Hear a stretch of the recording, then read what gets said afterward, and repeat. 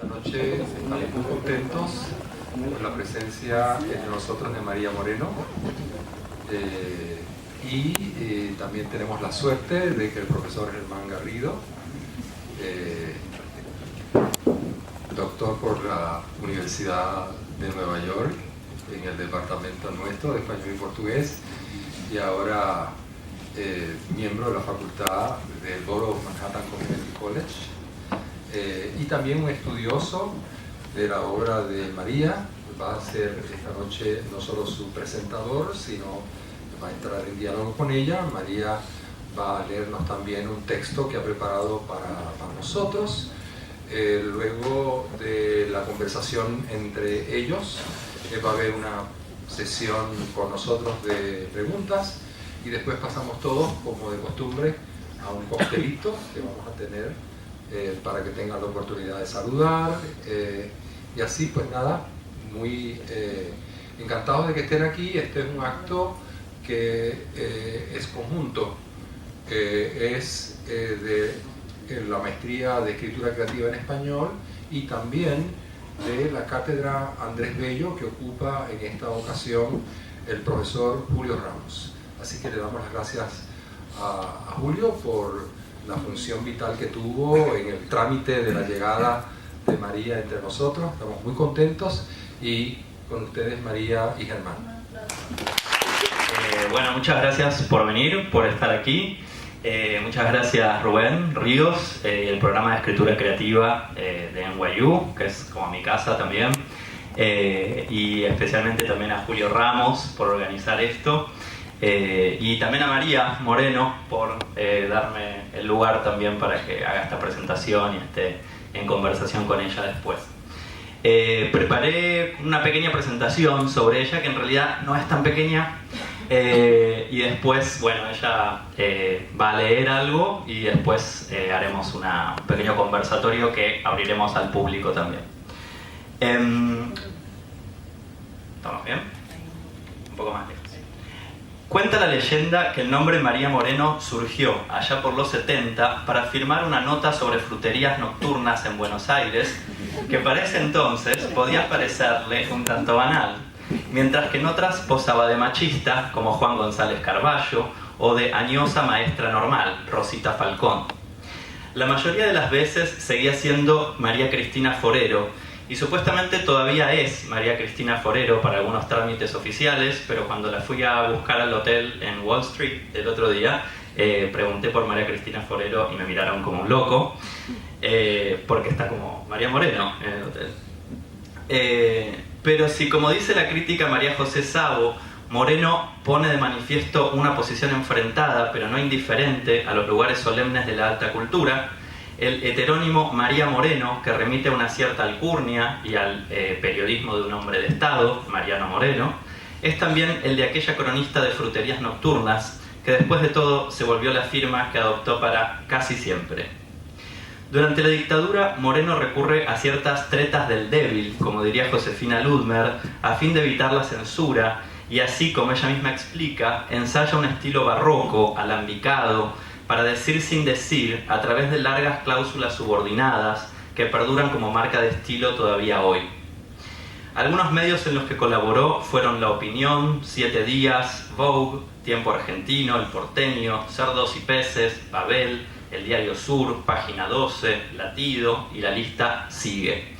Y es importante entender que muchos de estos medios han alcanzado como un estatus de míticos, ¿no? Son emblemáticos o, como diría David Viñas, emergentes de una cierta época, de una cierta sensibilidad.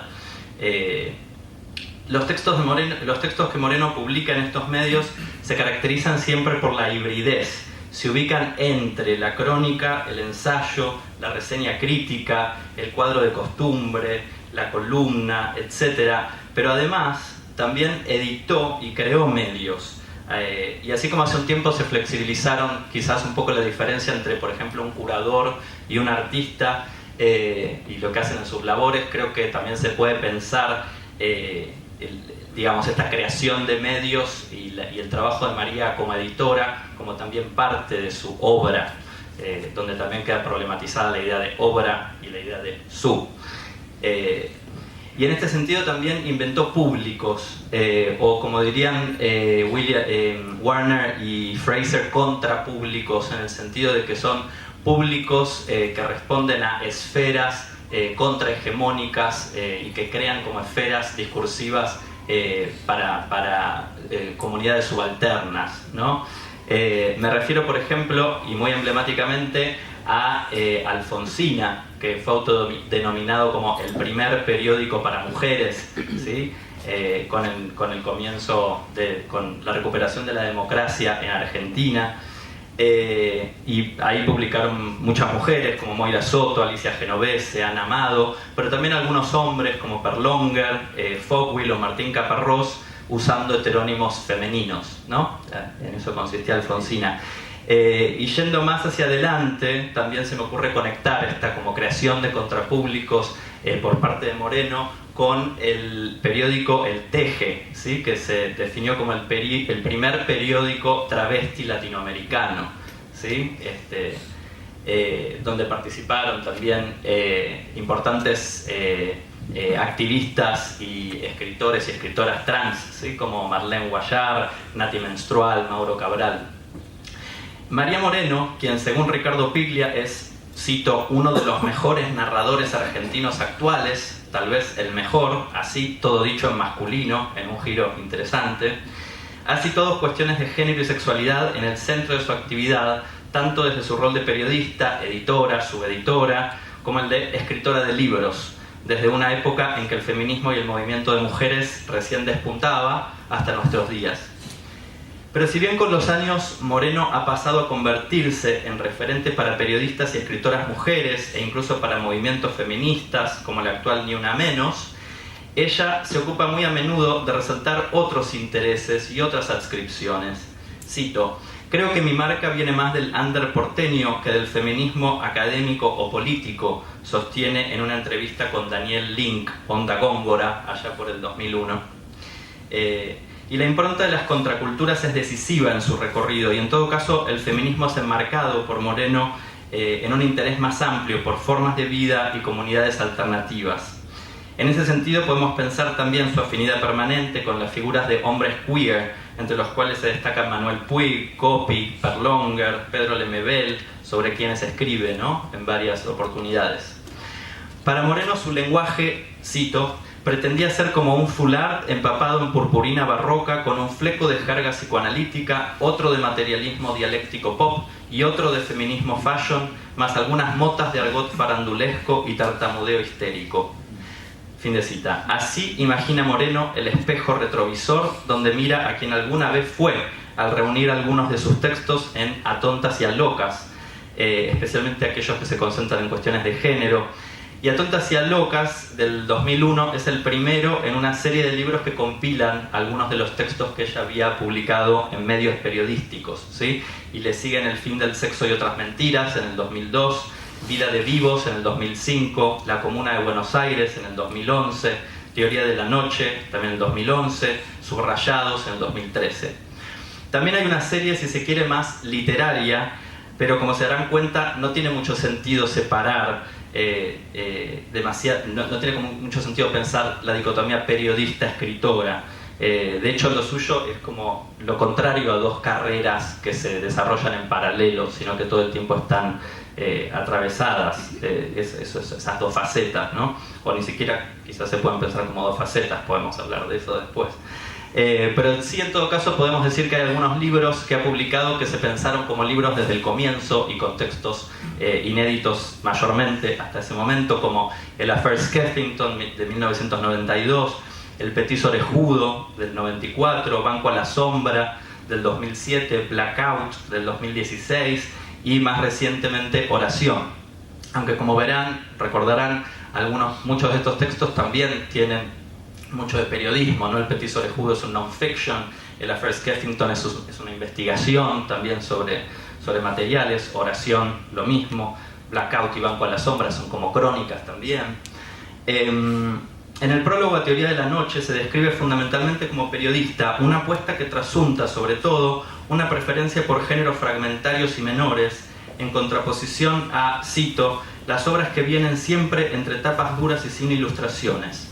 Lo que antes con María José Sabo mencionábamos como enfrentamiento a la alta cultura, se combina a su vez con una inclinación no solo por lo menor y una posible baja cultura, sino por una contracultura, entendida como un conjunto heterogéneo y difícilmente delimitable de ideologías, formas artísticas, formas de vida contrahegemónicas. El elogio a la bebida y a la sociabilidad a ella asociada, tan común en varios de sus textos y especialmente en Blackout, forma parte de un estilo de vida promovido, a veces no sin ribetes de ironía, y el bar es visto como una especie de resistencia y de formación, en el que también se juegan cuestiones de género. Cito: «Comencé a beber para ganarme un lugar entre los hombres. Imitaba una iconografía fuerte, Alfonsina Storni en el Café Tortoni, Nora Lange en el Hours Keller. Por ellas estaba convencida de que más que ganar la universidad, las mujeres debían ganar las tabernas». Fin de cita. Otro interés muy recurrente en Moreno son los vínculos entre el socialismo y las formas de vida alternativas, en el seno de las cuales las disidencias sexogenéricas cumplen un rol decisivo. Por ese proyecto, de hecho, obtuvo en el 2002 la beca Guggenheim. Y en el prólogo a Fiestas, Baños y Exilios, los gays porteños de la última dictadura, Moreno rescata el modo en que los autores, Flavio Rapizardi y Alejandro Modarelli, sitúan los momentos fecundos donde la convergencia aún conflictiva del socialismo y la experimentación con formas de vida comenzaba a constituir un proyecto político alternativo. Aunque a menudo usa las palabras contracultura y under, las formas de vida alternativas que le interesan llevan a Moreno en varias ocasiones a épocas muy previas. Pienso en el Affair Skeffington, pero así como alude al grupo Bloomsbury también, o a las Anandrins, mujeres sin hombres, en el Affair Skeffington, son varios los clubs y grupos por los que a lo largo de su carrera Moreno va desfilando. Casi como un personaje de ficción gregario a niveles inverosímiles, es decir, al igual que su propio personaje Dolly en el Affair Skeffington, su figura atraviesa una serie incontable de escenas y círculos culturales porteños decisivos desde los 70 en adelante. Aquel desfile puede ser a veces el de la pasarela del alcohol, como lo llaman Blackout, que la lleva a acompañar en el mítico bar La Paz, por lo menos a 2 generaciones, dice.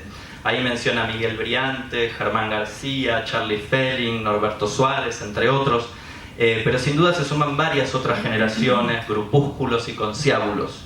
El under de los 80, el grupo Babel, la redacción de Página 12, las cronistas travestis y tantos otros. En la actualidad, para cerrar, Moreno participa como una suerte de musa inspiradora para el colectivo Ni Una Menos, y en varias y prolíficas escenas culturales, como aquella en torno a la editorial Mansalva, La órbita de belleza y felicidad, y varias otras. Así como, según la crítica y activista Cecilia Palmeiro, la figura de Néstor Perlonger sobrevuela como importante antecedente las experiencias estético-políticas que eclosionan en los 2000, María Moreno prolongó como una suerte de emisaria intergeneracional el legado de Perlonger, de Coppi y tantos otros, pero también el que ella misma encarna en su propia trayecto o pasarela. No es casual que haya surgido en tiempos recientes un interés tan marcado por Moreno, su literatura y sus diversas formas de intervención político-culturales. Y no creo que haya sido únicamente el boom de la crónica que de alguna forma permitió ubicarla. El activismo LGBTQ, que trabajó por leyes clave promulgadas durante el kirchnerismo, como la ley de matrimonio igualitario, la ley de identidad de género, o el actual movimiento de mujeres, que es uno de los focos de resistencia antineoliberal más importantes en Argentina en este momento, son los nuevos paisajes estético-políticos en los que de alguna manera late el utopismo queer, del que Moreno sigue siendo una cultora siempre un poco desubicada.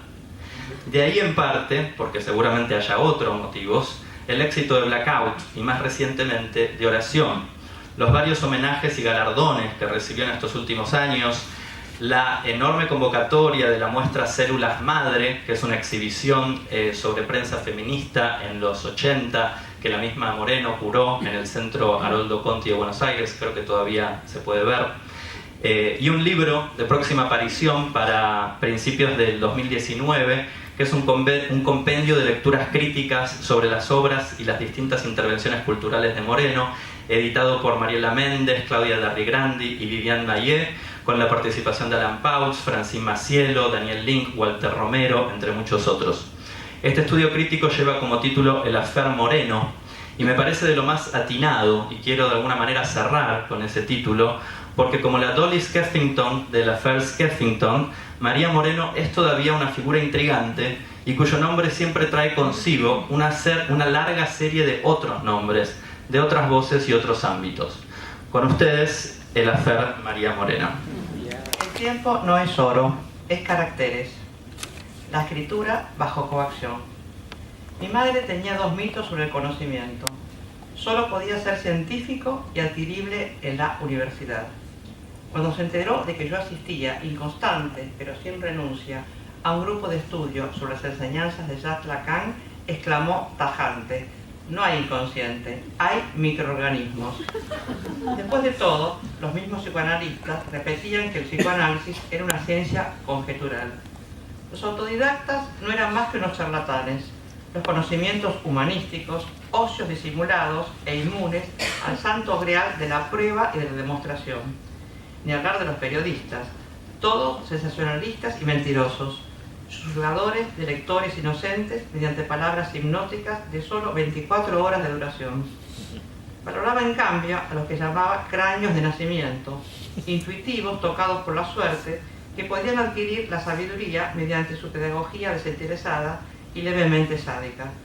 Así formó a un analfabeto, expreso político por su filiación comunista, y que lavaba los tubos de ensayo en el laboratorio del cual ella era directora en el área de bromatología y la química.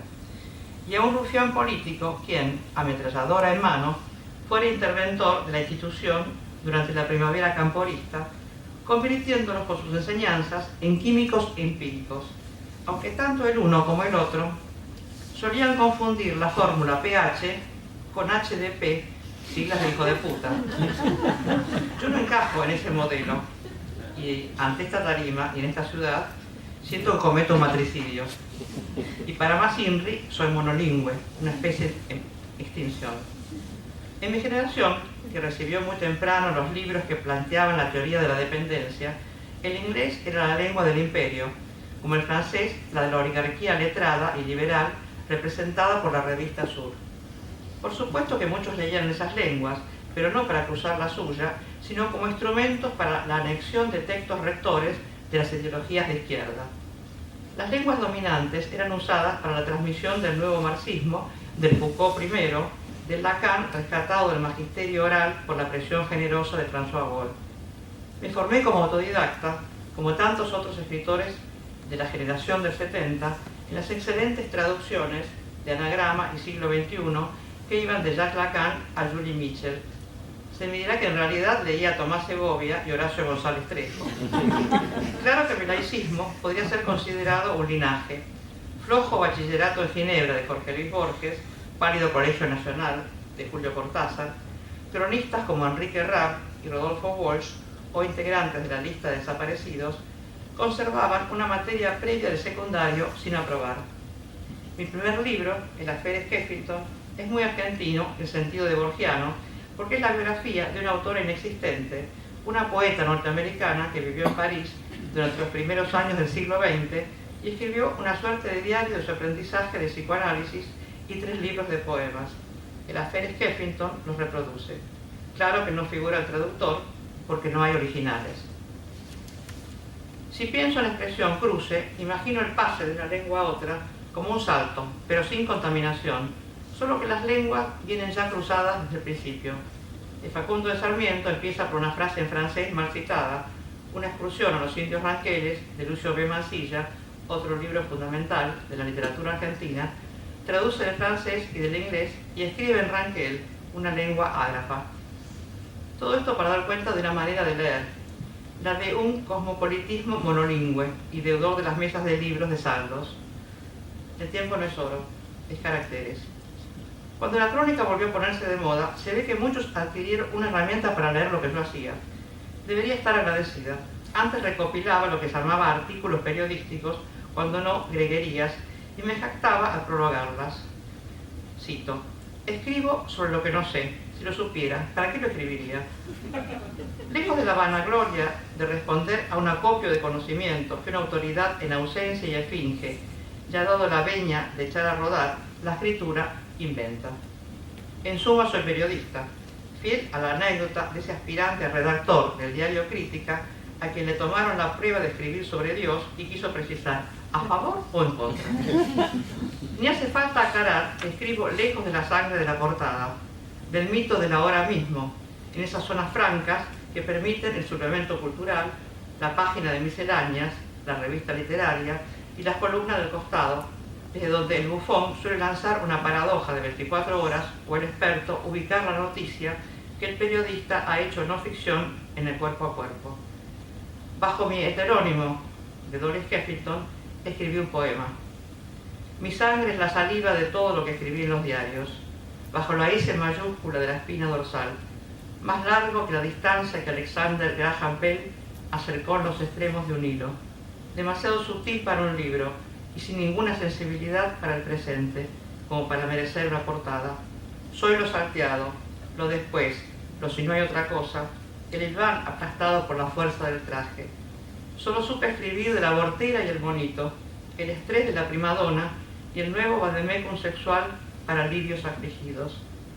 Por eso me desespera mi página sobre el rostro del muerto en la vía pública, como santo sudario en el que imprime cada uno de sus rasgos en la estrecha tumba de la noticia de ayer, donde yo grité que de 10.000 balas solo una logra matar a un hombre y que las hojas de Central Park este año no alcanzarían a llenar la bañera de Arquímedes. Casi una confesión. ¿Pero por qué publicar la saliva? Porque no habrá obra. Hay quienes sospechan en aquello que escriben anchas y luminosas avenidas centrales o suburbios de mala muerte sin señales de tránsito y tapizados de bolsas de basura. Lo primero conduciría a la obra, lo segundo al ganapán. En mí no hay avenidas iluminadas, ni siquiera metafóricamente. Puede que sea bisexual, pero no bitextual. Creo que lo único que he escrito de mi obra ha sido mi seudónimo, compuesto por mi primer nombre legal y el apellido de mi hijo, aunque ocasionalmente estuve casada con un moreno. Los editores saben que suelo prometer libros que luego no termino. No comprenden que, así como la literatura no es el reflejo de la vida, un índice no es la promesa de un libro, sino un género en sí mismo.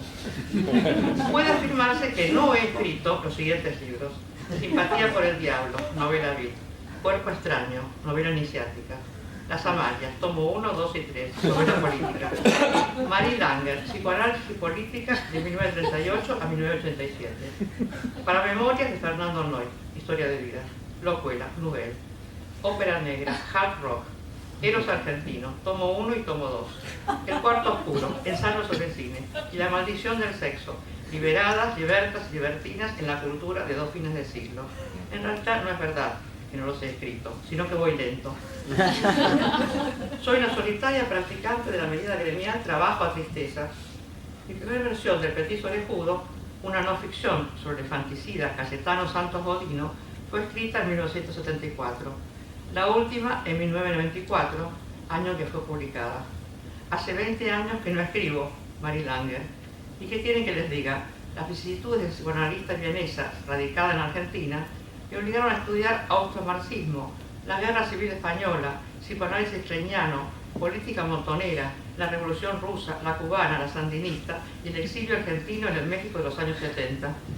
Fue un análisis didáctico vía transferencia post-mortem y la oportunidad de tener una institutriz imaginaria en cultura de izquierda internacional. Yo escribo solo, bajo 1, amenaza. Nos estás enterrando, es la última vez que te encargo una nota. 2, extorsión.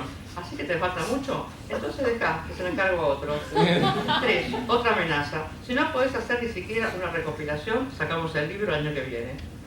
Por suerte la computadora me ha permitido archivar mis notas y reciclarlas. Chapa, pintura y actualización al paso.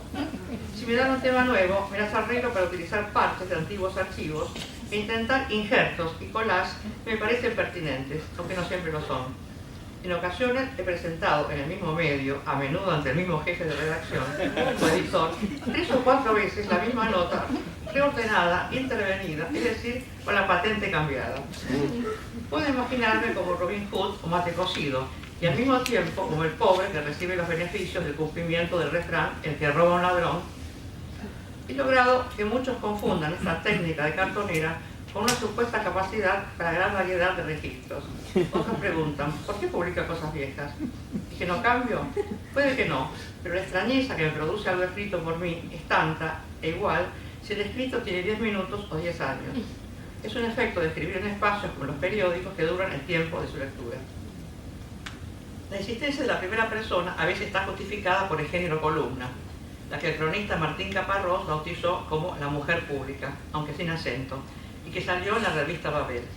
También porque la prosa simula una voz, y tal vez debido a que mi primer contacto con las letras fue escuchar a los clásicos universales en versiones radiales, y conocí el modernismo a través de la letra del tango canción. Con el cebo de la voz bruja de Carlos Gardel, entré en el gusto por la metáfora, puesto que, por añadidura, me marcaba un maestro al que la familiaridad de Enrique Cadícamo le quitaba el apellido, Darío.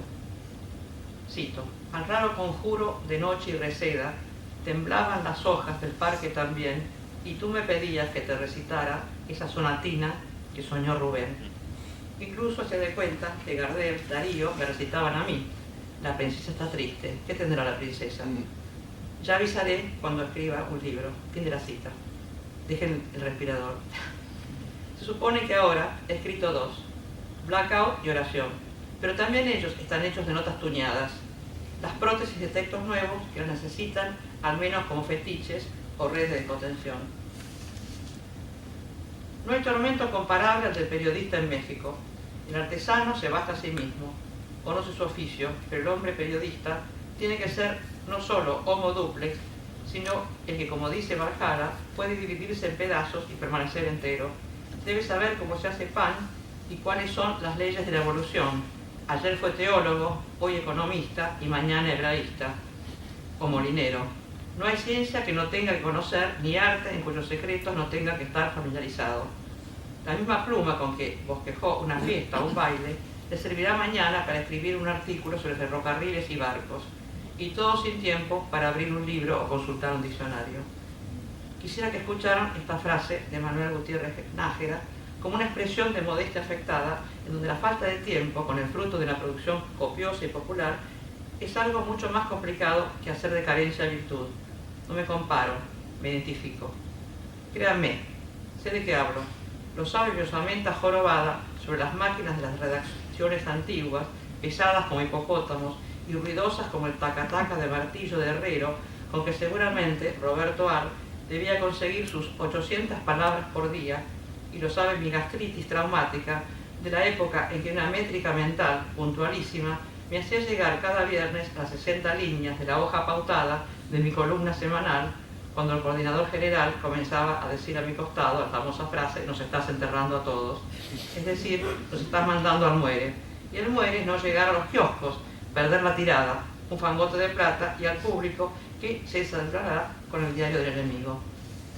Porque el periodismo, se sea cronista o reportero, es decir, periodista del pisotón, como decía Tom Wolfe, la diferencia está entre el cierre de Sexta y el de Séptima. La hoja en blanco no es esa metáfora de horror y vacuo y del escritor químicamente puro que hoy, se me ocurre, solo debe coincidir con el heredero o el rentista, sino algo vertiginosamente material. Y si bien, de no entregar la nota, la página no será jamás en blanco, sino que el texto será reemplazado y hasta para mejor. Se trata de un gaje del oficio, pero bastante más que un mero fantasma. Nada parecido a cultivar día a día las heces literarias, como decía Fowey, y luego salir a buscar un editor. Ni siquiera el asunto se parece si se tiene en contrato con una editorial. Un plazo pensado en meses o en años, para un periodista es ya una eternidad, y aunque pautada, eternidad al fin. Pienso en Martí, de acuerdo a una imagen de Julio Ramos, leyendo apurado de Sam ante un café negro, subrayando con un lápiz mocho los párrafos que va a hiperescribir, zarpando al raje desde el gastado estribillo del comienzo, señor director, hasta cumplir la pauta, y de pronto el telégrafo que no funciona.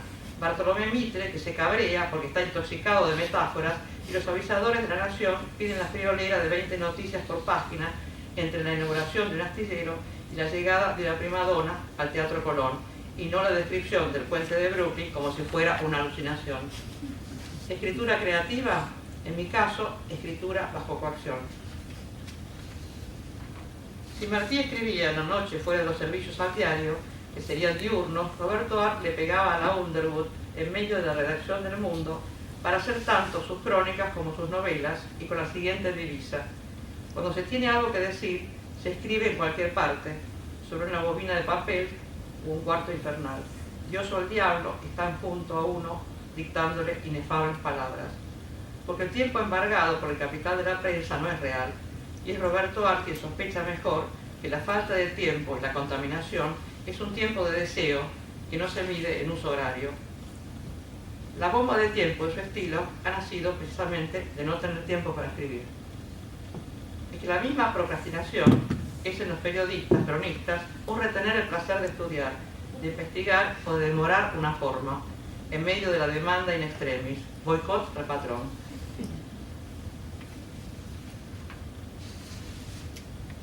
Yo rescato la crónica como laboratorio de escritura y fuera del totalitarismo del referente. En eso soy hija de un matrimonio igualitario textual y no consumado, el de Manuel Puig y Rodolfo Walsh.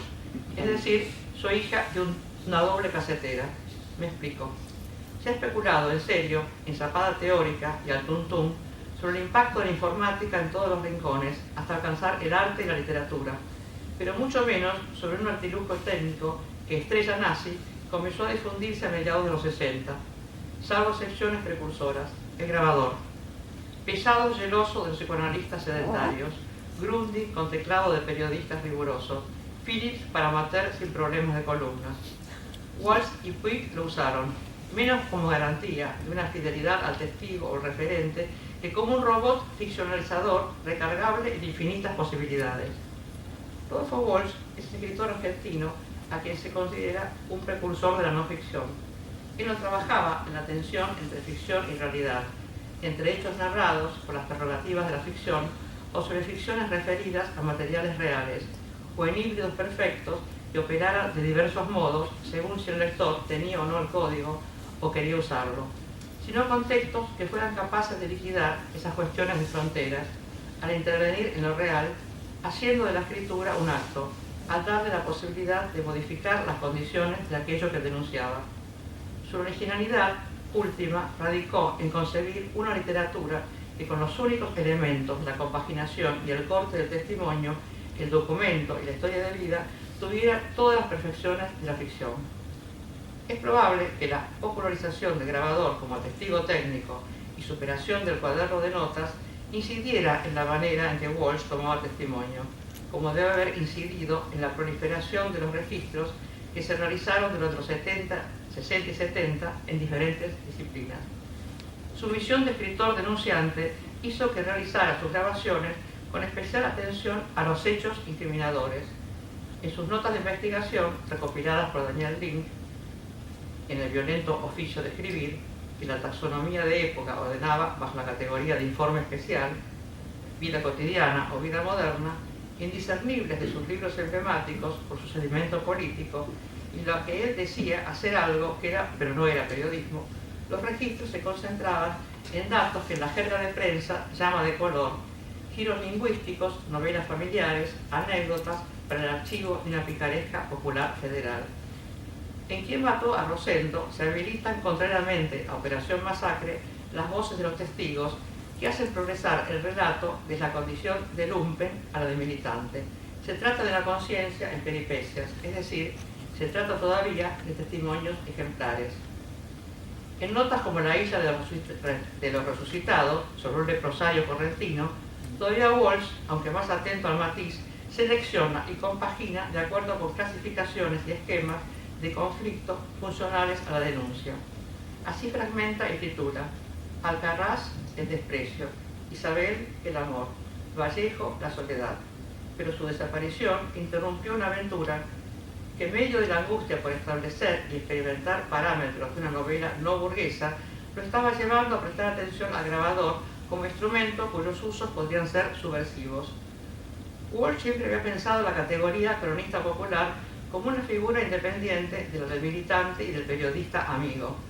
Si en su obra como investigador tomaba testimonio, en la agencia ANTRA, agencia clandestina de noticias dependiente de la organización Montoneros, empieza a vislumbrar una colaboración activa en la que está latente el pase del cronista informante al cronista redactor y editor, pase que daría cuenta en potencia de una suerte de autoformación política individual, pero para una tarea colectiva.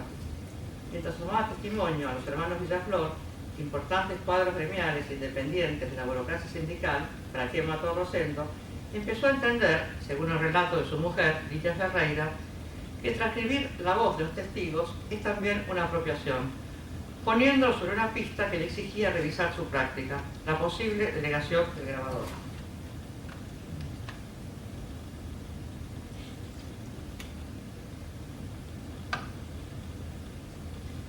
Durante una entrevista que le hizo Ricardo Piglia, Walsh fue bien explícito en esa idea, de que el testimonio y la denuncia son categorías artísticas por lo menos equivalentes y merecedoras de los mismos trabajos y esfuerzos que se le dedican a la ficción. En un futuro, tal vez, se inviertan los términos, que lo que realmente se aprecie en cuanto a arte sea la elaboración del testimonio o del documento, y como todo el mundo sabe, admite cualquier grado de perfección. Evidentemente, en el montaje, la compaginación, la selección, en el trabajo de investigación, se abren inmensas posibilidades artísticas.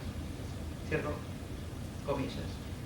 Cuando preparaba el semanario villero, Rodolfo Walsh comenzó a transmitir el uso del grabador, el arte del montaje y de la edición a quienes serían autores y protagonistas. Manuel Puig fue ese escritor al que la crítica se tentaría de pensar como las antípodas de Rodolfo Walsh, y muy pocas veces trabaja sobre los aspectos que su obra tiene de denuncia. Su uso de diversos géneros menores y la puesta en escena de personajes que hablan en primera persona, sin el nexo autorizado de un narrador, han hecho exclamar a escritores de la talla de Juan Carlos Onetti: yo sé cómo hablan los personajes de Puig, pero no sé cómo escribe Puig. Es extraño que, en cierto sentido, Puig realizara el proyecto de Walsh, aunque se detuviera en el momento de pasar el grabador, en el sentido de hackear la autoría. Manuel Puig utilizó notas, luego grabador, en principio de manera convencional, para poder conservar y consultar información y capturar ciertos tonos. Uno se tentaría con decir que la patria de Puig es Hollywood, si no fuera que estudió para Argentino, ya sea para El beso de la mujer araña como para Pubis Angelical, menos con libros que con un grabador. Pienso en el personaje de Pozzi, de Pubis Angelical, tan entrador de entrismo político, que hace que uno se peronice leyéndolo. Pozzi no es montonero, sino peronista de base. Puig tuvo que escuchar bastante en peronista, aunque sus críticos no lo reconocieran. Entonces no fue un error de las 3A amenazarlo, porque lo asociaban al peronismo. Algún lector deben tener los asesinos. Es el Sangre de amor correspondido, en donde quedó capturado en una cinta que no venía de Hollywood, al utilizar una serie de grabaciones, exacerbando al máximo la exclusión de un narrador omnisciente. El entrevistado fue un obrero empleado temporariamente en su casa de Río, casi analfabeto y con un complejo paterno, así lo llama Puig, con el que Puig dice haberse identificado. Fue por la generosidad de Carlos Puig, hermano de Manuel, que accedí a algunas de esas grabaciones. Su lectura es sorprendente. No solo Puig parece realizar la utopía de Walsh en cuanto a una literatura en donde solo la selección, el montaje y la compaginación de un testimonio abran infinitas posibilidades artísticas, sino que su mayor intervención es durante la grabación, a través de preguntas que interrumpen una y otra vez el giro del relato para exigir que éste se detenga en los detalles, forzándolos por sistemática inducción, como si Puig se propusiera extraer la escritura del relato oral en directo. Cada pregunta permite la emergencia de lo que aún no es, frase por frase. La desgrabación. ¿Cuál fue la última vez? Hace 10 años atrás, 8 años atrás. ¿No la viste más? No, no la vi más. ¿Dónde estaba ella? Valle de Muriaé, Estado de Río. ¿En qué lugar? Sentada en la plaza, al lado de la iglesia. ¿Qué más? De ahí salimos. Ella vino a mi encuentro. ¿Tenían una cita? Teníamos una cita. Ahí salimos. Fuimos al club municipal a bailar toda la noche. ¿Querés saber algo más de ella? Todo lo que recuerdes de aquella noche. Todo lo que recuerdes de aquella noche. Aquella noche, en el baile, estuvimos hasta las 2:30 de la madrugada. Después, los dos fuimos al hotel a coger. ¿Sabés? Esa noche. ¿Y cuántas personas hay en ese pueblo? ¿Y en ese club? No, en la ciudad. En la ciudad Es pequeña, ¿no? Unas 6.000 personas, 6.000 habitantes. ¿Da para ir al hotel? Da, tranquilo. Pero no la conocían a ella. El hotel está en otra ciudad vecina, ¿entendés? ¿Cómo fue? Llegamos allá, tomamos unas cervecitas y bueno. ¿Pero fueron en auto? ¿Cómo fueron? En auto. Fuimos en auto. En aquella época yo tenía un Maverick, en aquella época. Después me vine abajo y nunca más tuve auto, ¿sabes? Ahora el año que viene voy a comprar uno en cuotas, si Dios quiere. La novela. ¿Cuál fue la última vez que me viste? Él la vio por última vez hace 10 años, 8 años. Después nunca más. Fue en Cocotá, Estado de Río, en la plaza, del lado de la iglesia, ¿verdad? Ella le fue al encuentro, tenían cita. ¿O cómo fue la cosa? De ahí salieron juntos hasta el club, a bailar toda la noche. ¿Qué más pasó con ella? Estuvieron en el baile hasta las 2:30 de la madrugada. Después se fueron al hotel a hacer sus cosas. ¿Está claro? Aquella noche. ¿Y nadie se dio cuenta que una niña de 15 años entraba al hotel? En el club había mucha gente. El pueblo no era muy grande. 6.000 personas, 6.000 habitantes. Pero se podía ir a un hotel sin problemas. No ahí, en otro pueblo, cerca. ¿Está claro? Llegaron y tomaron una cerveza y demás.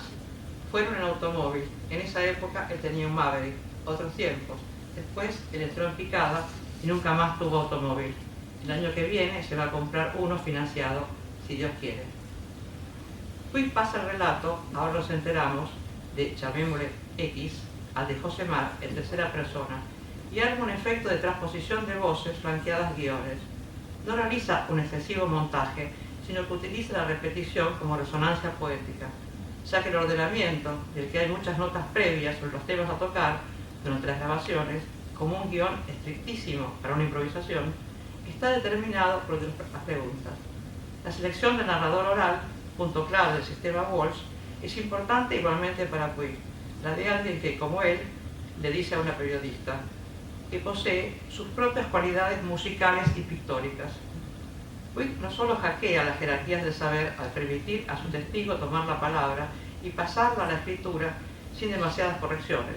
Las correcciones que pude ver son de tipeo, y las grabaciones han sido realizadas por profesionales, sino que en el mismo acto de escuchar y grabar se hace enseñar la lengua por X, ya que en el momento de las entrevistas hacía poco que había llegado a Río y no conocía bien la lengua. ¿Fue expropiado X al quedar anónimo en Josemar o protegido? Manuel Puig entendió que había un conflicto cuando decidió compartir con él y por contrato las ganancias de sangre de amor correspondido, pero X prefirió una suma fija. Luego reclamó más dinero, afirmando que la novela lo había perjudicado e incluso había recibido amenazas de muerte. Quizá no era mero oportunismo, sino un modo de hacer saber que entendía la radicalidad del procedimiento y su precaria resolución jurídica. Por otra parte, según contó el mismo Puig, X, alentado por el valor de su material y tal vez apremiado por la insistencia de las preguntas, se puso a adornar, a inventar, es decir, se puso en autor, y no en mero trabajador por contrato que trata de cumplir expectativas ajenas. Los que dan testimonio, incluso los que lo hacen como víctimas del terrorismo de Estado, y son solicitados por insistencia, no siempre justiciera, fuera de los tribunales, por periodistas, cronistas, autores de no ficción, devenidos, lo que yo diría, cafillos de intensidad, advierten que en un tiempo que pone en duda la experiencia, son despertados por otros al valor de sus relatos fuertes y apropiables. ¿Qué sucedería si se pasara el grabador, es decir, si se socializara un procedimiento que va mucho más allá de la técnica, si se hackeara el par experto-objeto y se hiciera rodar un cassette entre pares? La palabra es muy blanda, toda transferencia genera poder, y ni hablar de la escritura.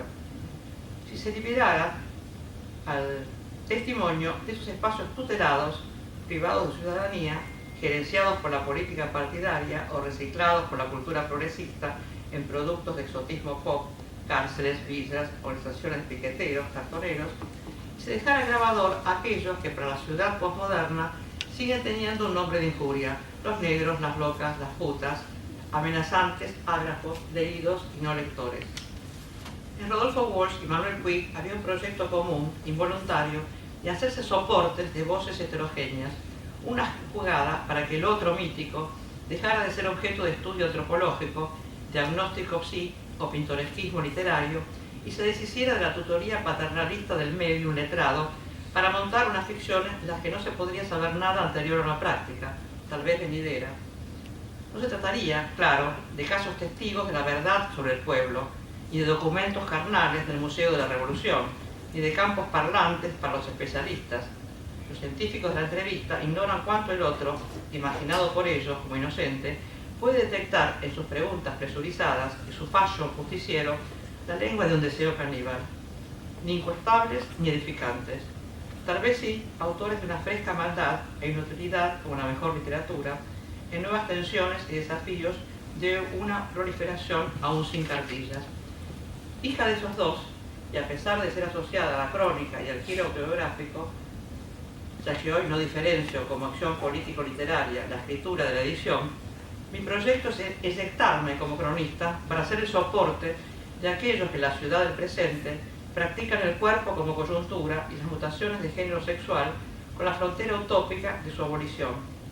Pasajes de identidades nómades, artistas políticos de la vida de invención y diseño provisorio y feliz, saibos militantes hacia un futuro sin frontera.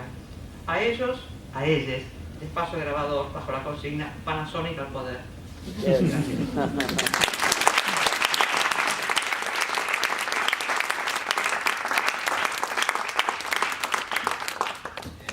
Dan ganas de preguntarte cosas tanto sobre tu obra y tu propia producción como algunos de los temas, ¿no?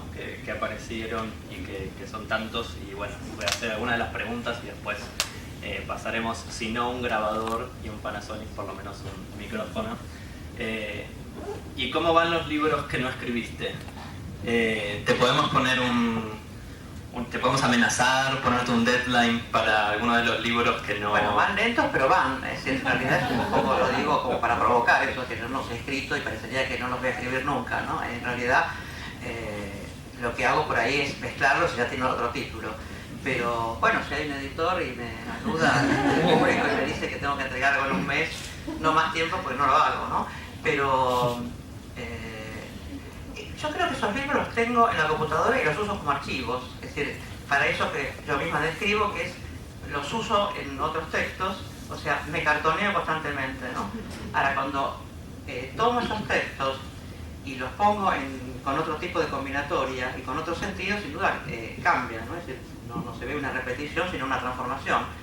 Y también hay algo de colocarlos, desplazarlos de la prensa a la estabilidad del libro, ¿no?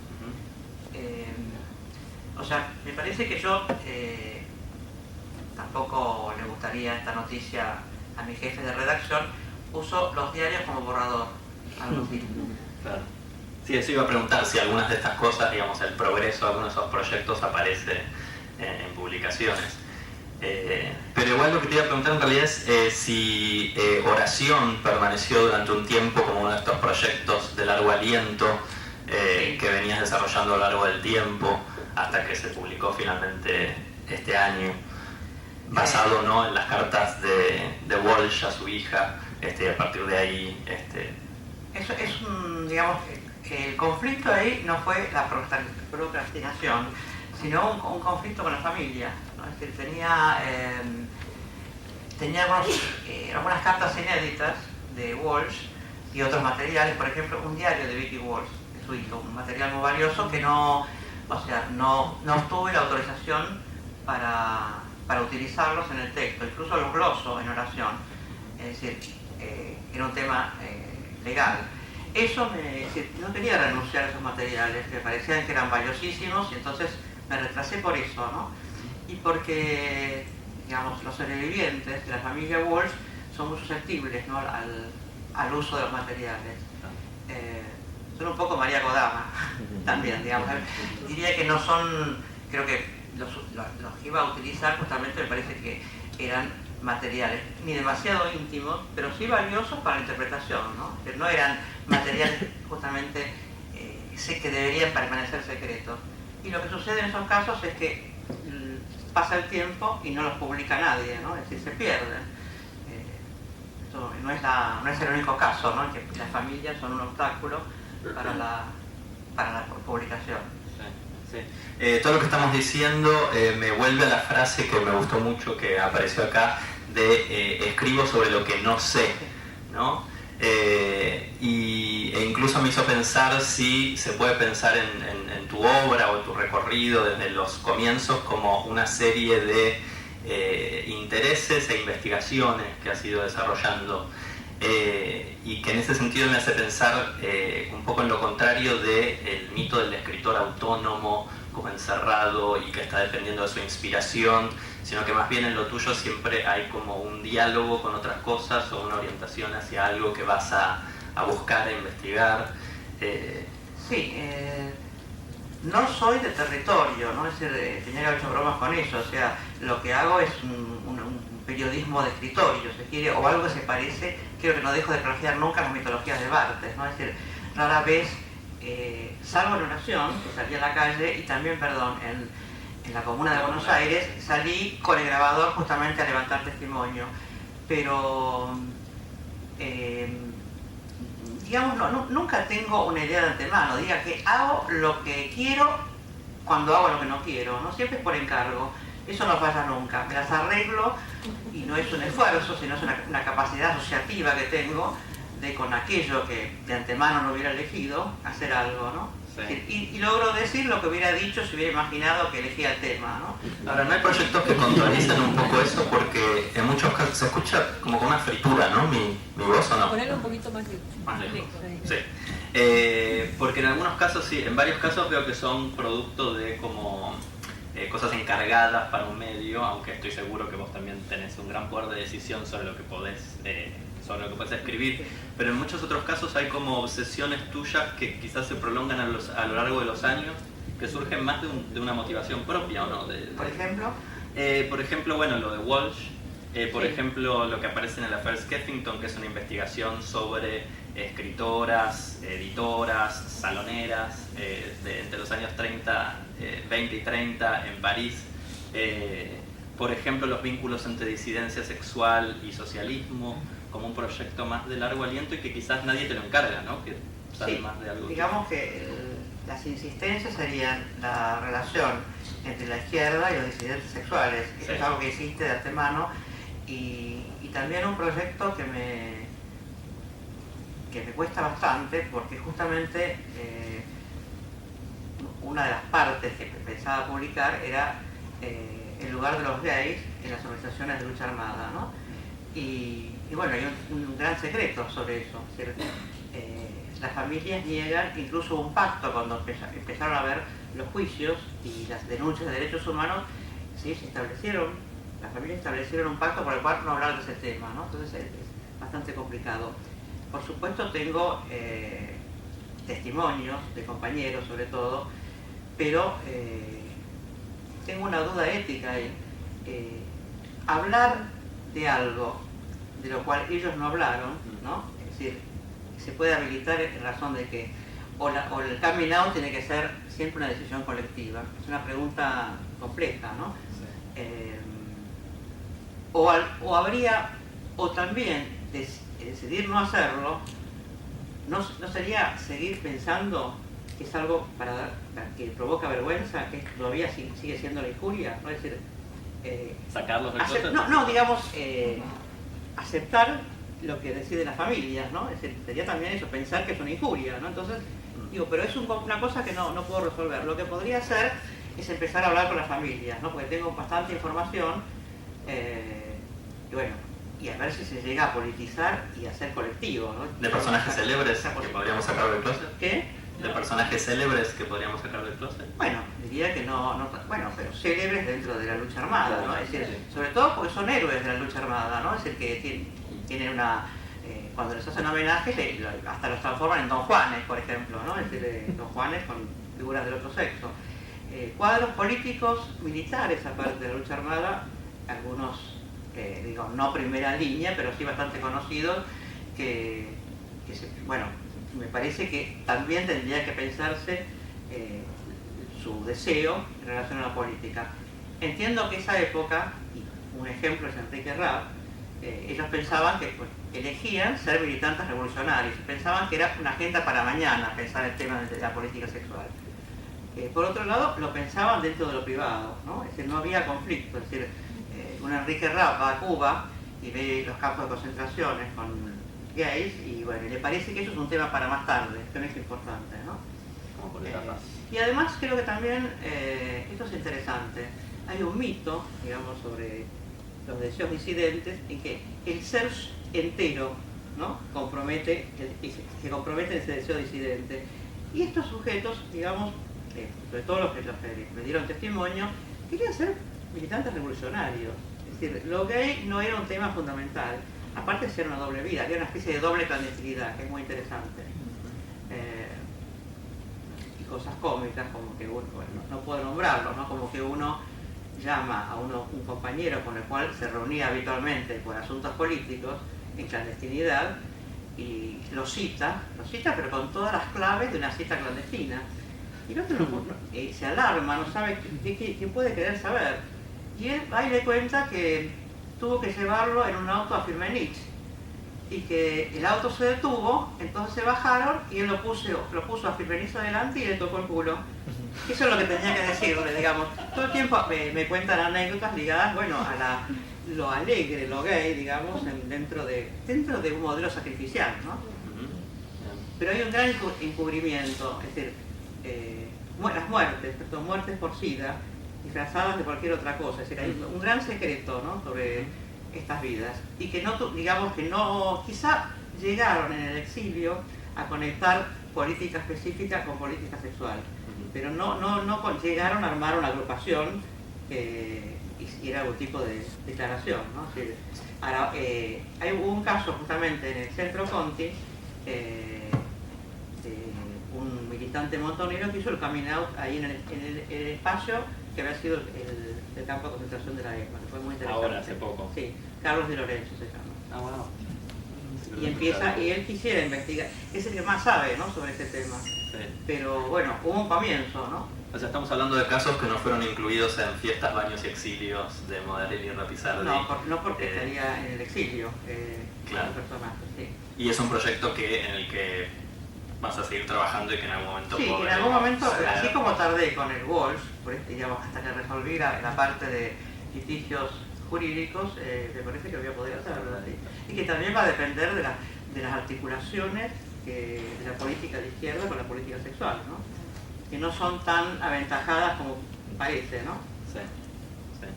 Bueno, otra cosa que te quería preguntar, que tiene que ver un poco con lo que leíste, pero más pensando en Blackout y otros textos, Teoría de la Noche, etcétera, es como por un lado está tu faceta, digamos, en el interior del feminismo, como una editora clave y colaboradora clave en medios feministas, desde los 80s en adelante, incluso un poco antes también.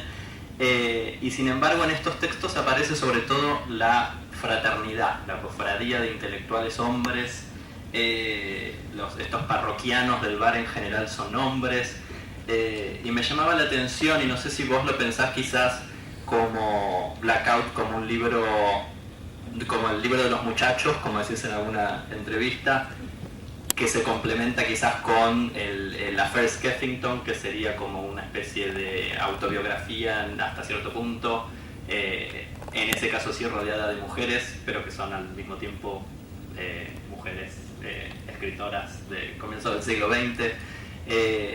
Y en ese sentido la pregunta sería cómo ves esa, digamos, esa falta de mujeres en ese recorrido que aparece en Blackout. Yo pensaba también en Ser unas madres, de alguna manera.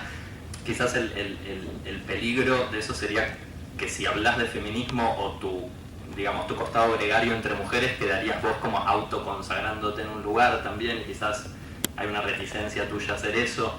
Es solera de hablar de mujeres, porque creo que esa misma extrañeza, ¿no? Que no es me lo dicen a menudo, ¿no? Como tantos muchachos y no hay mujeres, bueno, pero quiere decir que me asocian realmente a un largo trabajo del feminismo. Claro.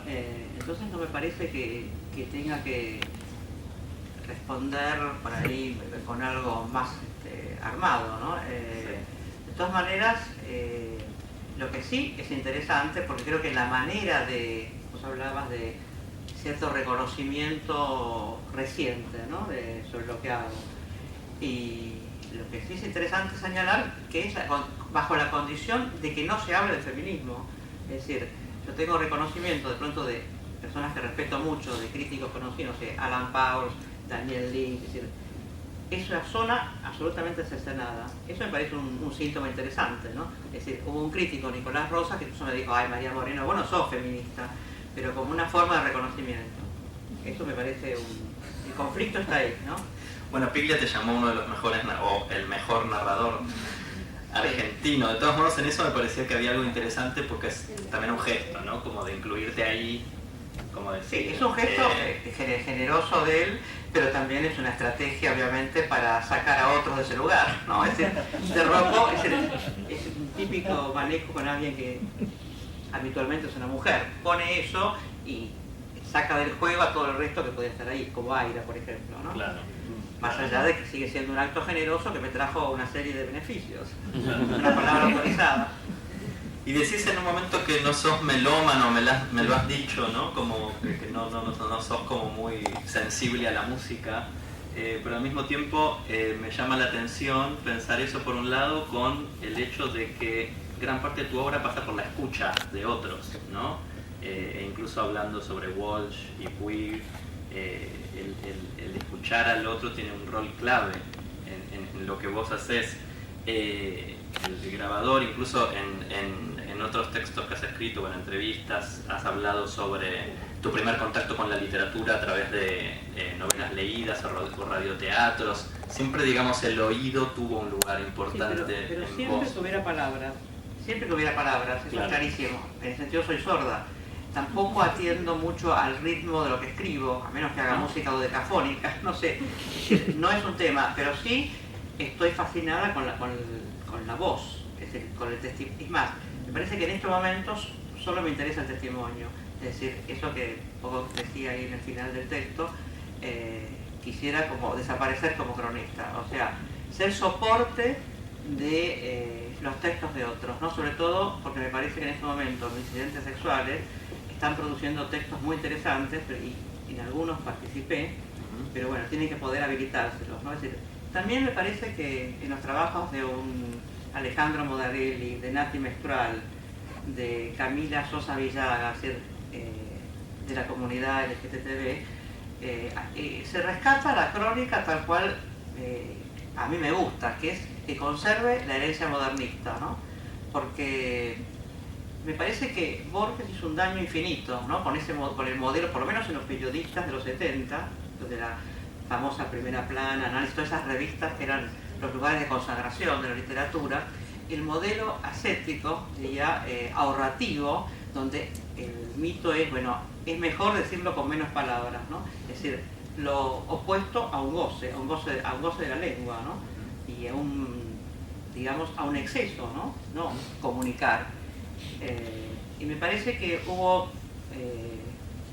un nuevo golpe de ascetismo y de realismo ramplón, por así decirlo, cuando regresan del exilio los cronistas que pertenecían a organizaciones armadas, ¿no? Es decir, cuando viene, no sé, por ejemplo, Tomás Eloy Martínez, bueno, Hellman, ahí hay una impronta también nuevamente de textos que denuncian, pero la lengua es un instrumento, meramente, y un instrumento como apolíneo, ¿no? Ascético. Incluso yo pensaba si eso no era un ademán de duelo, ¿no? Un duelo por una lengua que le dio otro sentido a la palabra desaparecido, ¿no? En cambio me parece que los disidentes sexuales abrieron de nuevo, ¿no? la lengua a volvió la experimentación, ¿no? Y el exceso, también pienso en Gabriela Cabezón Cámara, en textos que además están teniendo mucha resonancia en este momento. Me parece que por ahí viene algo interesante en la lengua. Con el boom de la crónica reciente, ¿se encuentra algo de eso? ¿O más bien son eso? Me parece, la verdad, una estafa. No. Creo que fue una cosa ligada al mercado, ¿no? Es decir, en los 70 los periodistas eran escritores, y muy buenos escritores. Es decir, el ejemplo que quiero dar más porque es el menos conocido es Enrique Rapp, que al no tener obra aparte, creo que quedó produciendo solo los textos dentro de los medios, ¿no? Y creo que es brillante, está a la altura de un Walsh, ¿no?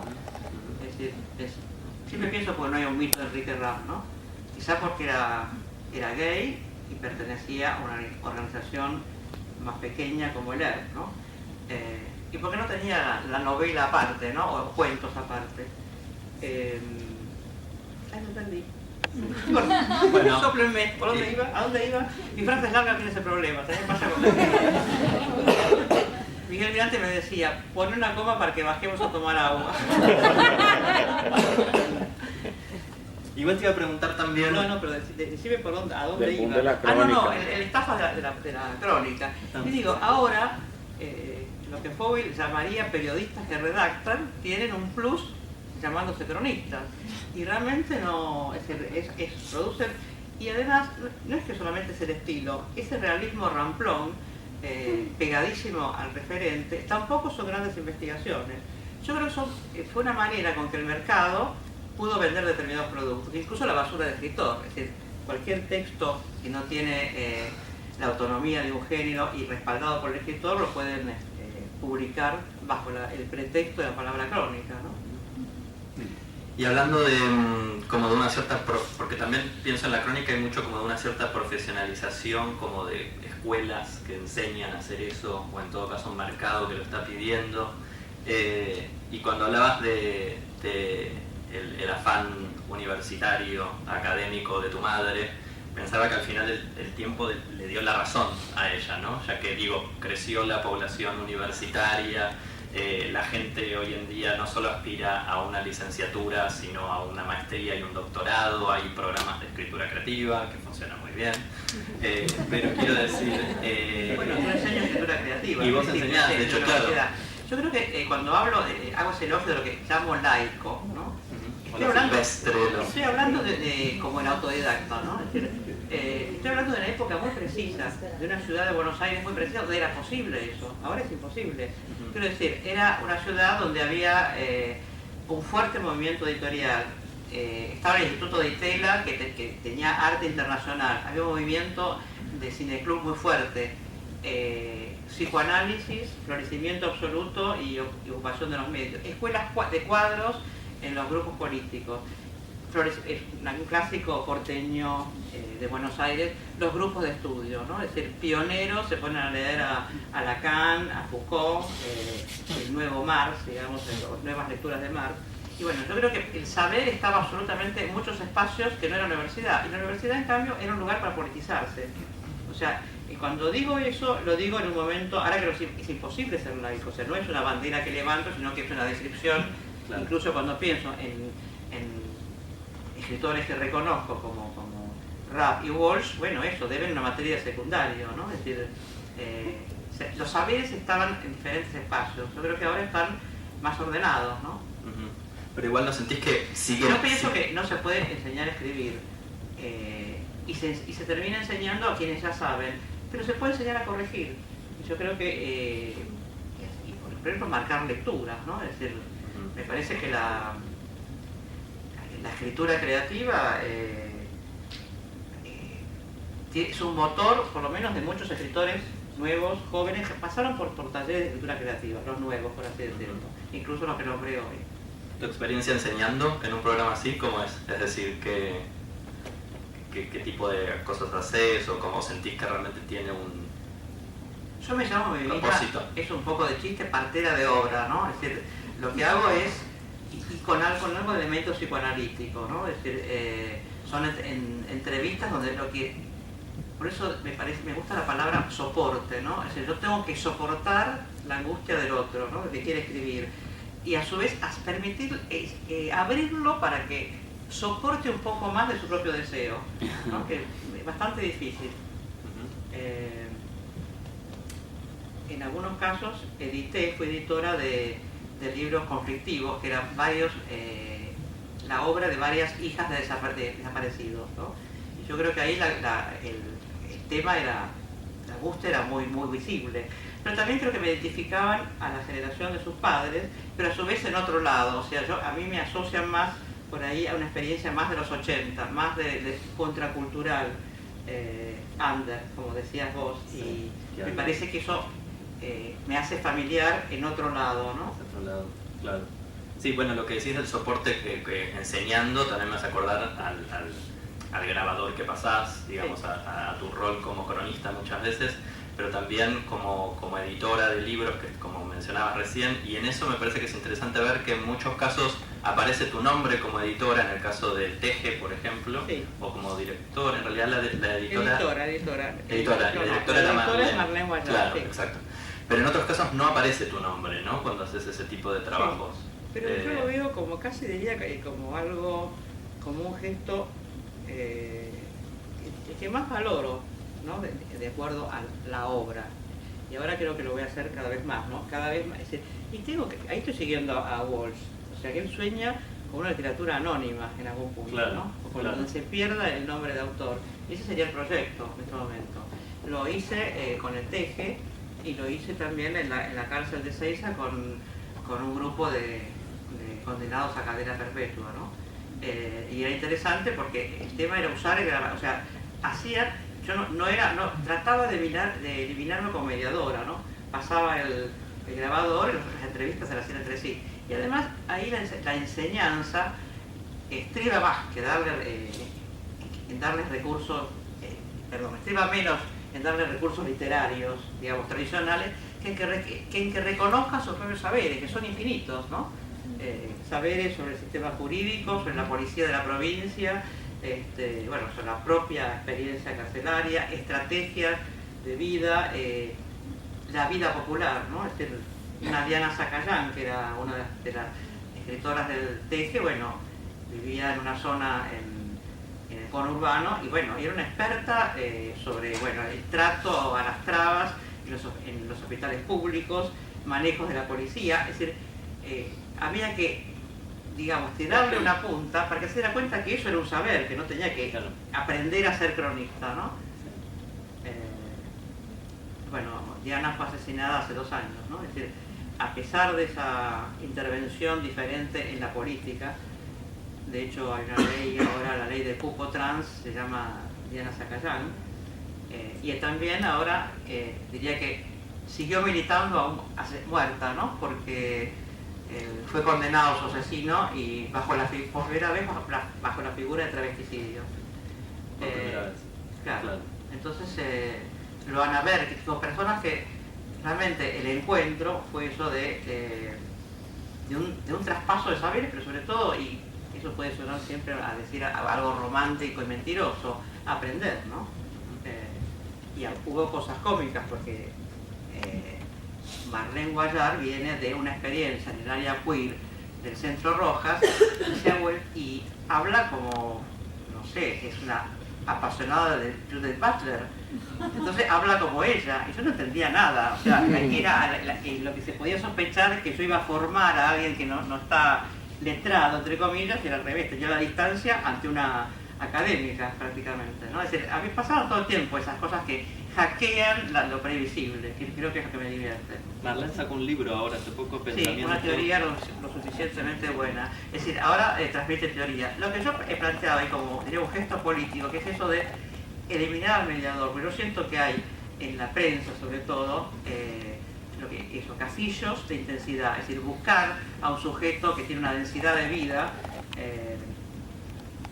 ex militante montonero, travesti, prostituta, alguien que vive en la calle, y bueno, el grabador se transforma en el autor, no hay ninguna operación con eso, ¿no? Eso es una explotación. Entonces la idea me parece que lo pueden empezar con esta fórmula que es compleja y al mismo tiempo es aplicable, que tiene Walsh, que es usar, digamos, hacer del testimonio algo tan valioso como la novela a partir solo de la compaginación del montaje. Es decir, eso es lo que me interesaría ahora facilitar en otros, ¿no? Vos me preguntabas, porque vas a preguntar a otro, no lo voy a decir. No, cuando me decías que digo mucho la palabra así las para memoria, para universidad. Los saberes para universitarios. Pero ahí pensaba también en lo que hace también la militancia LGTBI con las palabras, transformar la injuria en orgullo, cambiar el sentido. Yo creo que, digo, ¿por qué? Sí, tiene razón, ¿por qué uso tanto para, ¿no? Como un valor. Porque yo le preguntaba a ella, para explicarles un poco, sí. Le preguntaba a ella por el uso insistente en ella de la palabra para universitario, para memorias de Fernando Noy, y en un punto me ponía a pensar que ese para se podría usar para la autobiografía que escribiste en Blackout, o para, por ejemplo, el libro El Affair Skeffington, que podría ser considerado una novela, pero en realidad también podría ser considerado un poemario, porque lo que es un conjunto de poemas que tiene un estudio preliminar, que el estudio preliminar es relativamente largo y podría ser considerado una novela, y entonces no se entiende qué es. Yo realmente no sé cómo llamarlo. Es una novela. Es una novela, tengo tu aval. Pero pienso, para, ¿de dónde lo saqué? Claro, para estuvo asociado mucho tiempo a parapolicial, claramente. Parapolicial, eso de más aparecía, ¿no? Y ahí, digamos, los para que utilizo, sin darme cuenta, sin que sea una deliberación, me parece que cambia el sentido de la palabra. ¿Pero por qué parapolicial? O sea, ¿qué te...? No, digo que en los discursos, sobre todo el testimonio, bueno, aparece eso, es una palabra horrorosa, es claro. decir, designa algo monstruoso, decir para universitario, cambia el sentido de esa palabra. Sí. Entonces lo invierte, digo, me interpreto a mí misma a posteriori, ¿no? Sí. Pero yo creo que el para está en el lugar del por. El por marcaría el autor, por María Moreno, ¿no? Es decir, me parece que es también el sentido de una dedicatoria. Cuando propongo eso de pasar el grabador y dar unos recursos realmente para una producción que elimine el mediador, me parece que hay algo de dedicado, ¿no? De para. Y para también es al lado de, o sea que también puede claro. ser al lado de la persona con la que estás escribiendo, sí. o que está escribiendo. Sí. Hablando de distribuir la palabra, sí. Me gustaría pasarle el micrófono a cualquiera que quiera, que tenga alguna pregunta para María. Si no, podemos continuar. No, tengo una pregunta porque me interesó mucho todo el texto y especialmente la parte final, pero me gustaría saber un poco más sobre cómo desarmar la ilusión de que el grabador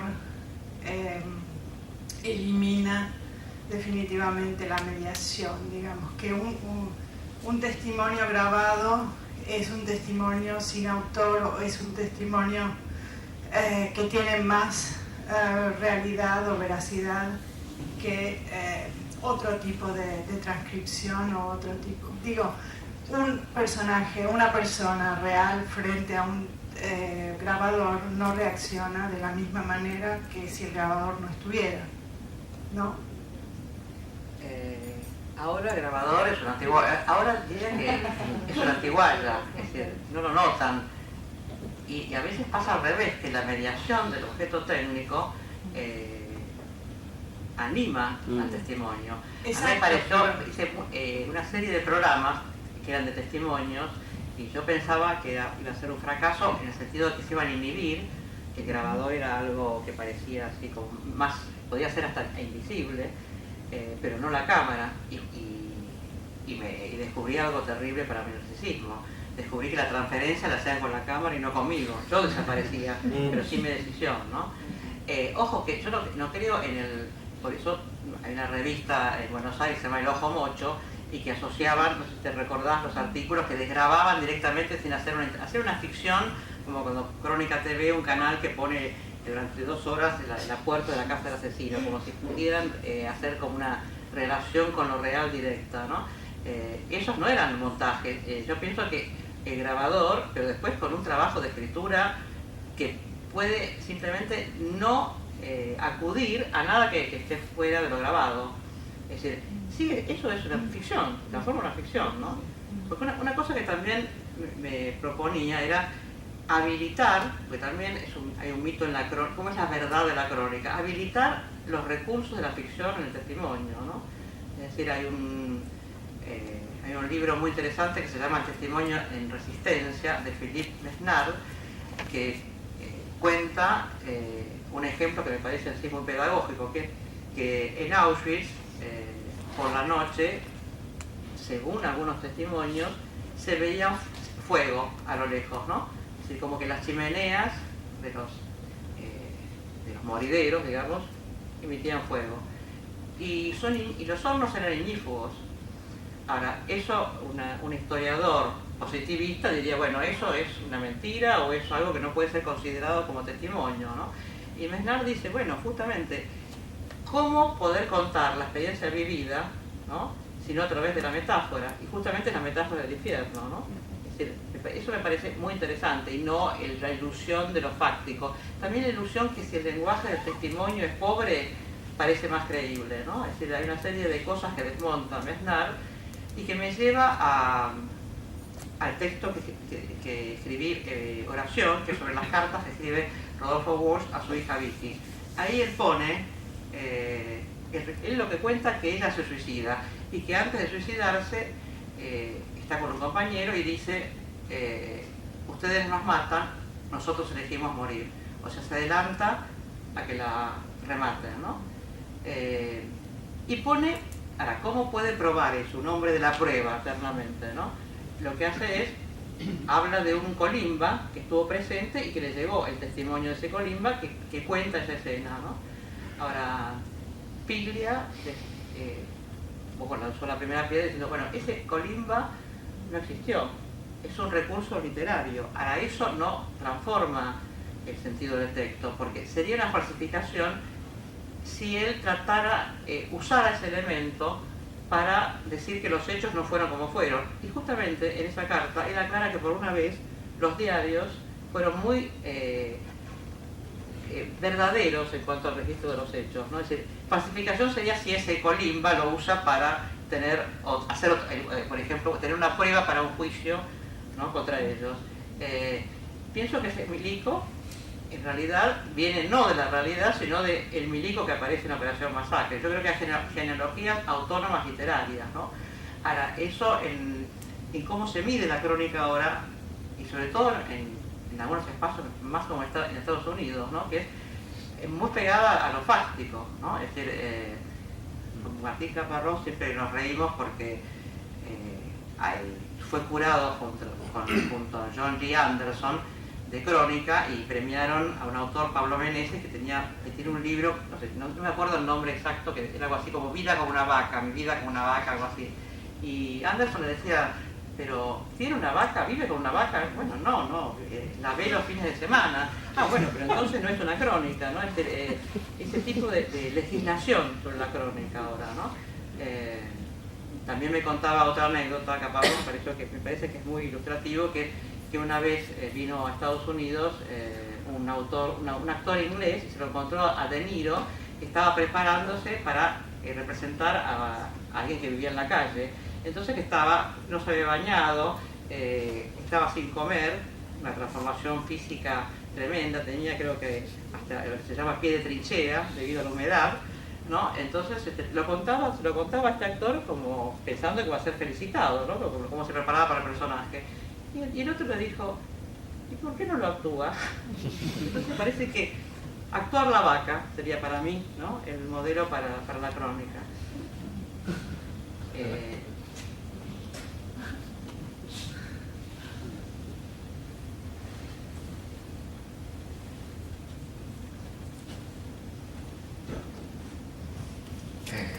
Hola, un poco en el pacto autobiográfico, el pacto de la crónica, tal vez, pero precisamente por lo que decís ahora sobre la crónica y la legislación de la crónica, con los medios sociales ahora parece que estamos, y eso repercute mucho, en una era post-factual, ¿no?, post-verdad. Se dice en las elecciones de Estados Unidos, con Bolsonaro y el WhatsApp y todo eso. Entonces me parece súper interesante lo que vos decís sobre cómo la verdad y la ficción están en juego en diferentes niveles políticos y entre diferentes sectores. La verdad biológica, la verdad política, la verdad de la historia, y no me parece tan sencillo igual en ese sentido. Cuando escribí este libro, Claro, donde reclamando el derecho al uso de la ficción en el testimonio, pensé que iba a imaginarse que hablaba de la posverdad, y no es eso, es más bien una verdad más compleja. Es decir, Walsh dice que tiene un testigo que a su vez cuenta que Vicky Walsh dijo esa frase y luego se suicidó. Patricia Walsh, sobreviviente, me dice que se enojó con el padre porque ella encontró a ese colimba. Aparte, ¿qué pruebas me da ella? Me dice que la cuñada Pocha tenía una prima llamada Patricia que trabajaba en un lugar donde la mucama había dicho que el hijo había estado, o sea, la prueba que pretendía Patricia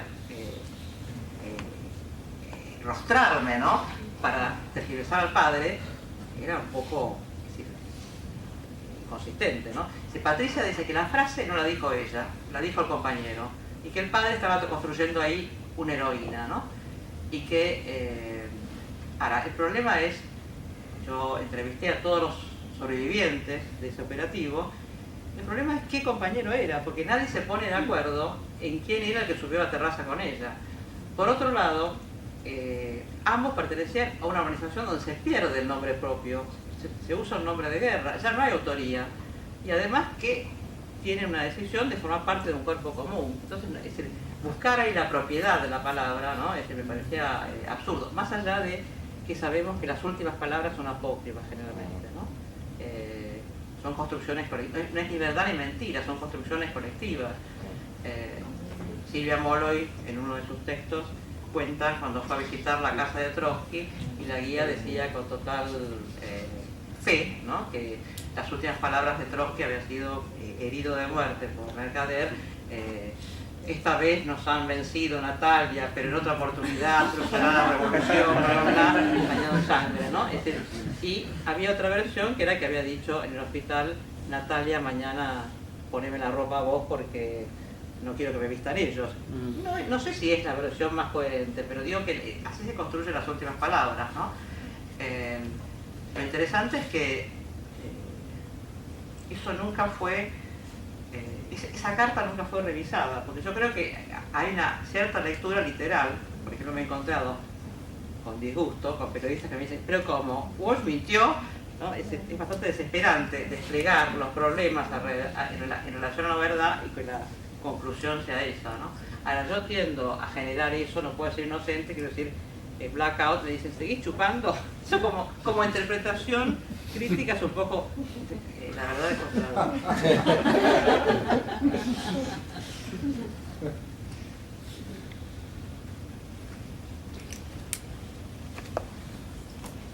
Participación en el movimiento de Ni Una Menos, como autora, como ficcionadora. Yo no participo de Una Menos, o sea, estoy con ellas, pero me parece que mi activismo tiene que ver siempre con abrir. He creado varios espacios a lo largo de los años en la prensa para el feminismo, ¿no? Es decir, no soy una activista así militante, por supuesto apoyo el movimiento, me parece que tiene una potencia impresionante, que en este momento diría que es la única esperanza en la política, ¿no? Es realmente una revolución sin pasado y sin fracaso, ¿no? Es decir, la pienso así. Y hay que esperar, ¿no? Es decir, porque además cambia la concepción misma de la política. Es decir, es muy difícil de leer, está todo el mundo desesperado buscando antecedentes. Se parece al 2001, es el 17 de octubre de otra forma, ¿no? Es decir, realmente no me gustaría que se empezara a clausurar el sentido de eso que está armándose a nivel mundial. Pero hay algo llamativo en eso, que es que muchas de las participantes son periodistas, ¿no? Hay cronistas y periodistas. Bueno, fue un rol clave. Sí. ¿Qué se te ocurre de eso, si se te ocurre algo que... No, se me ocurre que es muy importante tener ese poder, ¿no? Realmente, o sea, que Marta Dillon, de Página 12, que bueno, también Cecilia Palmeiro está en los medios, es decir, hay otras menos visibles, me parece que eso hace, bueno, oponer a las infamias de la prensa un espacio diferente, ¿no? Hay que tener ese espacio de poder, aunque sea espacio de poder como los suplementos considerados femeninos, ¿no? Porque creo que Página 12, a un progresista, pensó en eso, pensó en un consumo no muy diferente al concepto de las revistas femeninas de los años anteriores, ¿no? transformar el gueto en territorio. Yo siempre pienso que eso es posible aún en los periodos de mayor censura.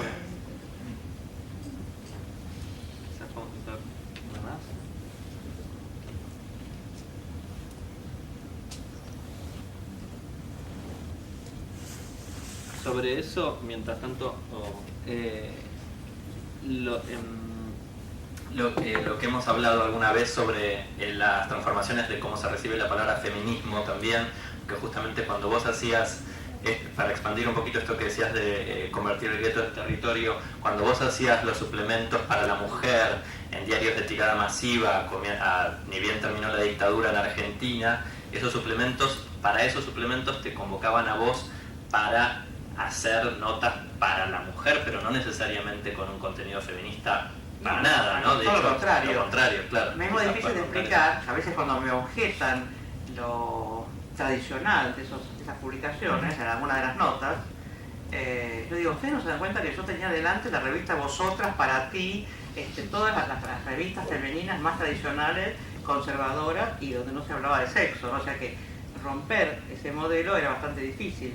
Sin embargo, me parece que acompañó, sobre todo el suplemento de la mujer, ¿no? Que hice con el comienzo del alfonsinismo en el 83, acompañó la lucha por los derechos, ¿no? Patria potestad, divorcio. Me acuerdo con una amiga trotskista llevamos a una plaza un cartel que decía "No al divorcio, entre feminismo y política", se decía en letra chica. Sí, fue un poco acompañar las instituciones y los derechos, ¿no? Igual la Argentina tiene una singularidad, eso siempre parece sospechoso que una Argentina diga eso, ¿no? Pero hay una ilusión de singularidad, pero hay una historia para cotejar con el feminismo, es decir, está la rama femenina del peronismo, es decir, Evita da el voto a la mujer, y las feministas rechazan el voto porque proviene de un gobierno de facto, un gran error del feminismo. A su vez se incorpora a las mujeres al Parlamento, ¿no? Es decir, sí. Y decía, por supuesto, que las feministas eran burguesas, pero bueno, hay un acto ahí que abre, saca la vida pública, ¿no? Justamente a la batalla. Otra cosa, la gran cantidad de psicólogas, es decir, la carrera de psicología es algo que arrasó durante años, y eso también genera un tipo de mujer profesional muy alineada en las organizaciones psicoanalíticas, que suelen ser muy verticalistas, y donde, digamos, se habla de diferencias sin pensar en el poder, ¿no? Eso como conflictos, ¿no? Creo que el feminismo de los 80 fue asistencialista y un poco también con la insistencia en el acompañamiento de la ley. No hubo tanto feminismo político. Y además, bueno, sin duda, la existencia potentísima de las madres de Plaza Mayo, ¿no? Como una fuerza no feminista, pero que a su vez es la resistencia a la dictadura y de un gran poder. Las feministas en algunos casos le reprocharon a las madres de Plaza Mayo no ser feministas, ¿no? Es decir, el acercamiento del feminismo, por lo menos un poco amplio, a los derechos humanos fue tardío. Digamos, habría que analizar todos esos procesos, por eso la muestra Células Madre tuvo que ver con eso, más o menos recopilar lo poco que se podía recoger para armar un protoarchivo, ¿no? Que supongo que eso lo pueden tomar o no las de Ni Una Menos. Sí, es reciente, como vos decías. Claro. Norita Cortiñas, sí, ¿desde cuándo se declara feminista? Ella quizás desde antes, ¿no?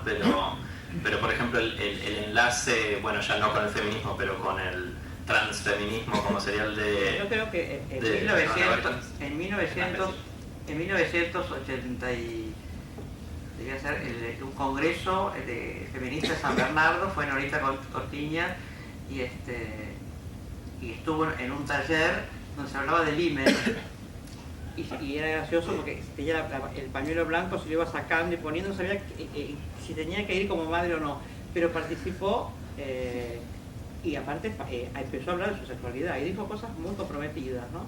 Yo creo que en ese momento estaba interesada en el feminismo y ahora decididamente en todas las luchas, digamos, de oposición, ¿no? Claro. pero el vínculo y este enlace entre el pañuelo verde del aborto y el pañuelo blanco de las madres de Plaza de Mayo es un fenómeno más reciente. Y a mí me parece interesante pensar que ya en Alfonsina, la revista que creó María en el 83, desde el comienzo estaban, que era una revista eminentemente feminista, y desde el comienzo había, se pensaba el rol de la madre y de las madres de Plaza de Mayo, ¿no? O sea, una de las tapas creo que es igual de Bonafini. puede ser percibida así ahora. Para mí, porque tenía que ver con mi propia tarea política, ¿no? Que iba cambiando. Es decir, para mí fue tardío que se pusiera Eve de Bonafini, y ella me lo dijo, ¿no? En Alfonsina. ¿Tardío? Digamos que también tenía algo del feminismo tradicional, de no acercamiento temprano a los derechos humanos, ¿no? Yo creo que mi primer texto de articulación, que tiene que ver también con el regreso de las militantes del exilio y empezar a poder hablar con ellas, que a su vez tienen las militantes exiliadas de los partidos políticos perseguidos, ¿no? Es decir, el encuentro con ellas me politiza de otra manera, ¿no? Y entonces yo creo que cuando hago un día una editorial que se llama La tortura como pornografía, ya tengo ahí una articulación que no tenía en los textos anteriores. Me alegro de haber llegado a publicar el reportaje de Bonafini, ¿no? Que no sería realmente una tragedia, ¿no? En cuanto al valor de ese documento. Bueno, si no hay alguna, hacemos una más.